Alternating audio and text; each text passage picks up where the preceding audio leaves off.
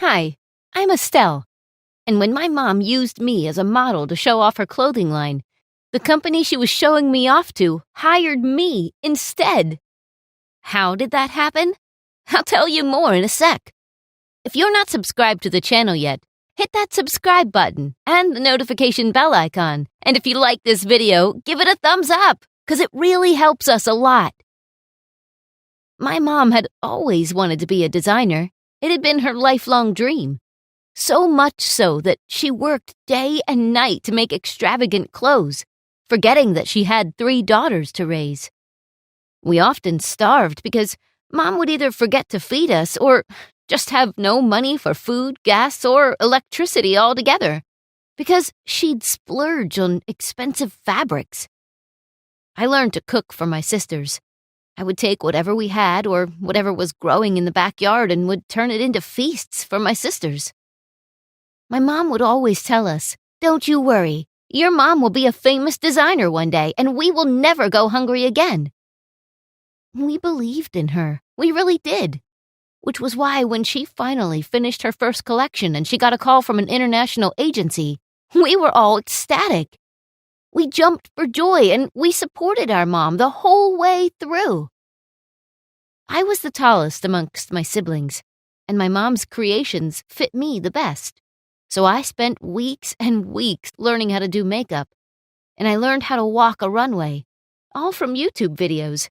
It's not like we had any sort of extra cash to send me to modeling school, and my mom was definitely too cheap to hire a professional model. So she was stuck with me. On the day that she was supposed to preview her designs to the company, I was shaking in my boots. I wanted it so bad to go great. I wanted Mom to find success so she would be able to live a carefree life. And so that my sisters would never have to worry about tuition or going hungry. I did the best I could. I walked, I strutted on the runway, and I posed. I sold my mom's garment to the panel who watched us. And by the end, it was absolute, total silence. And then, they erupted in applause. My mom was overcome with joy. I was crying with relief. But when my mom stepped up to the stage, the agency CEO stopped her in her tracks. "Actually, we're not interested in the designs. But we're impressed with your model, very impressed. No matter how horrible the clothes were, she managed to make us want to buy them. The designs were, how should I put this, worthless." And then the CEO turned to me. "What's your name, dear? Which agency do you work with? I don't believe we've ever seen your work before." I didn't know what to say. On one hand, my heart was crushed for my mom. On the other, maybe I'll at least get a job out of this. This is my first time, ma'am." "Oh, please, call me Anna." That was the day they signed me into their agency. They sent me to the best designers that they worked with and booked me for photo shoots. They got billboards made with my face on it, and in no time, I became a supermodel. I was finally able to provide my family with some security. Whatever I earned, I used to support my sisters in their studies. I had to drop out because the job demanded too much of my time. And I thought, if Mom can't make it yet, then I have to be the provider until her designs find their way into success. I never got to enjoy any of my money for myself. All of it I put towards helping my family. When I got my first big paycheck, I gave all of it to my mom. I wanted to help her start her own design house. If nobody was going to hire her as a designer, I thought it would be better if she had her own business. Even so, I knew my mom still resented me for being hired instead of her getting a contract as a designer. And my sisters envied me because I was the model in the family and not them. "Mom, I want to model too."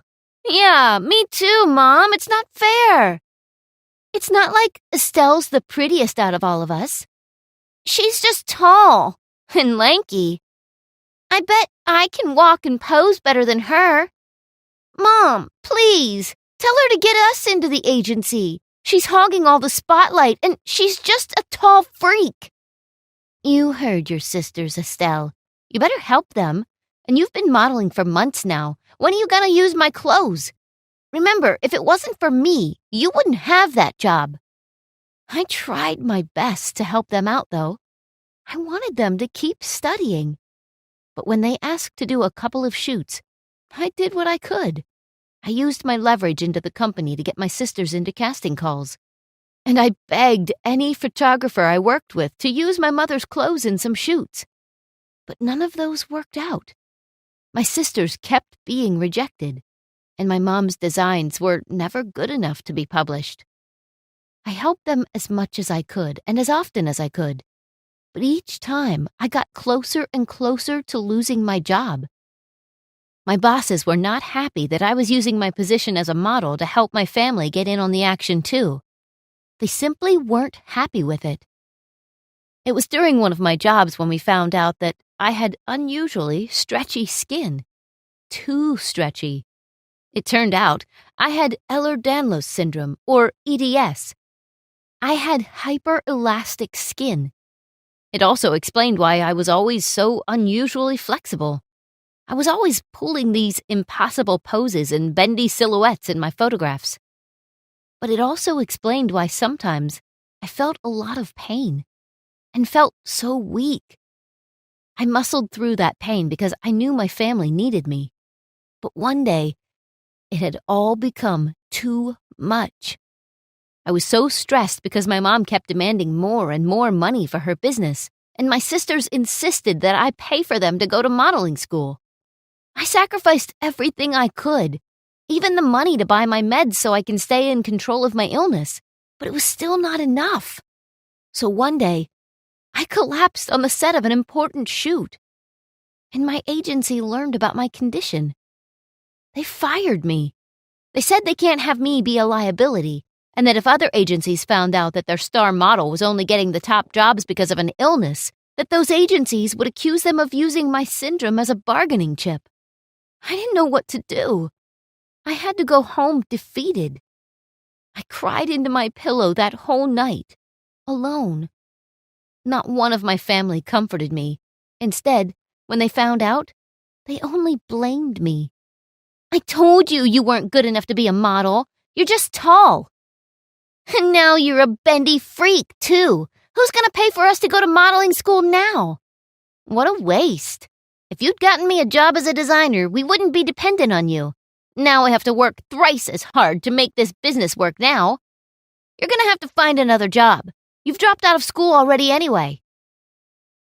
I put on a brave face and ignored my family's mean comments. I set out to find another job. But nobody would hire a high school dropout who had no skills but modeling. And when they found out I was suffering from an illness, they turned me away even faster. There was only one place which offered me a job, and it was a small diner owned by this kind old lady who was also the only waitress there. "I'm too old to do this whole thing now, so if you like, you can start today, young lady." I took her offer, and I worked as many hours as I could manage. I poured my blood and soul into being a waitress. Every dollar, every penny I made, I gave it to my family, until my sisters graduated from modeling school and my mom's business finally took off. She found a big investor. He was a young heir who was intrigued by my mom's designs. Personally, I think he just wanted to impress my mom.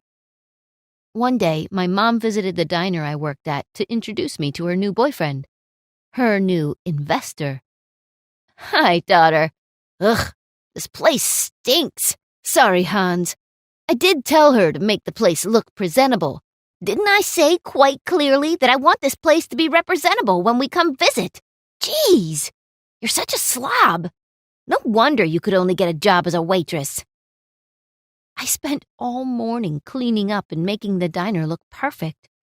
I wanted to impress my mom, and I wanted her to see that I was proud of where I worked, even if it was less glamorous than the job I had before. So it really hurt when she said that to me. Cody was very kind, though. He complimented me on how hard I worked to support my family. "Your mom's business, You were the financial backer, correct? Yes, sir. Just call me Cody. You're a very impressive young lady, Estelle. Doing all this, working so hard for your family. I wish I could be like you someday. I giggled. A billionaire? Saying he wants to be like me someday. But my mom was not impressed. Oh, please. Financial backer? She barely gave me anything. It was pennies compared to the money you're investing. Maybe so, but if I hear right, she put in everything she owned, whereas I'm only investing barely 1% of my net worth. That makes her your most valuable asset. And as your company's new majority shareholder, my first move is to hire this young lady as the brand's ambassador. What? My mom almost fainted. Majority shareholder? My mom never read the contract. Cody now owned controlling power over her company. And when he saw that she was a terrible person, he decided that she was not fit to be the CEO. I became a model again. This time, a supermodel. My sisters, in their jealousy, and because even after modeling school they couldn't land a single job, tried to ruin my name. They posted videos and social media posts telling everyone I was only a supermodel because I was sick and had a horrible condition. That worked against their favor. The internet praised me for battling through my illness. They honored me for being hardworking despite it all. I even got an offer to be a human billboard. They spray-painted international brands across my skin, and I walked the world's best runways with those brands on my skin. Now, I'm finally set for life. Cody and I became great friends, and my sisters never got a job again.